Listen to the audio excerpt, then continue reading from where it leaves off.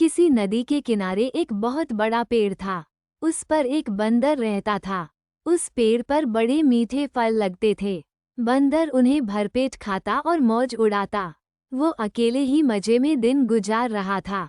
एक दिन एक मगरमच्छ उस नदी में से पेड़ के नीचे आया। बंदर के पूछने पर मगरमच्छ ने बताया कि वो वहां खाने की तलाश में आया है। इस पर बंदर ने पेड़ से तोड़कर बहुत से मीठे फल मगरमच्छ को खाने के लिए दिए। इस तरह बंदर और मगरमच्छ में दोस्ती हो गई। अब मगरमच्छ हर रोज वहां आता और दोनों मिलकर खूब फल खाते। बंदर भी एक दोस्त पाकर बहुत खुश था। एक दिन बात बात में मगरमच्छ ने बंदर को बताया कि मेरी पत्नी भी है और वो नदी के उस पार घर में रहती है।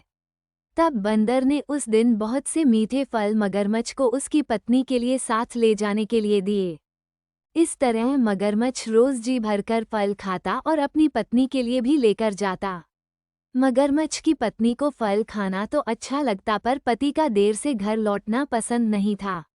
एक दिन मगरमच्छ की पत्नी ने मगरमच्छ से कहा कि अगर वो बंदर रोज रोज इतने मीठे फल खाता है तो उसका कलेजा कितना मीठा होगा। मैं उसका कलेजा खाऊंगी। मगरमच्छ ने उसे बहुत समझाया पर वो नहीं मानी। अगले दिन जब मगरमच्छ बंदर के पास आया तो उसने बंदर से दावत खाने के लिए घर चलने को कहा। बंदर मगरमच्छ के साथ चलने को तैयार हो गया। मगरमच्छ दावत के बहाने बंदर को अपनी पीठ पर बैठाकर अपने घर लाने लगा।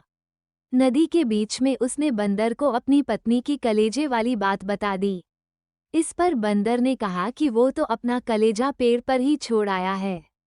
वो उसे हिफाजत से पेड़ पर रखता है, इसलिए उसे वापस जाकर कलेजा लाना पड़ेगा। मगरमच्छ बंदर को वापस पेड़ के पास ले गया। बंदर छलांग मारकर पेड़ पर चढ़ गया। उसने हंसकर कहा कि जाओ मूर्ख राजा, घर जाओ और अपनी पत्नी से कहना कि तुम दुनिया के सबसे बड़े मूर्ख हो। भला कोई भी अपना कलेजा निकालकर अलग रख सकता है क्या?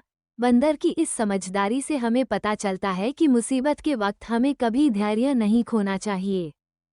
दोस्तों और रोचक कहानियों के लिए वीडियो को लाइक कमेंट करें और चैनल को सब्सक्राइब करें।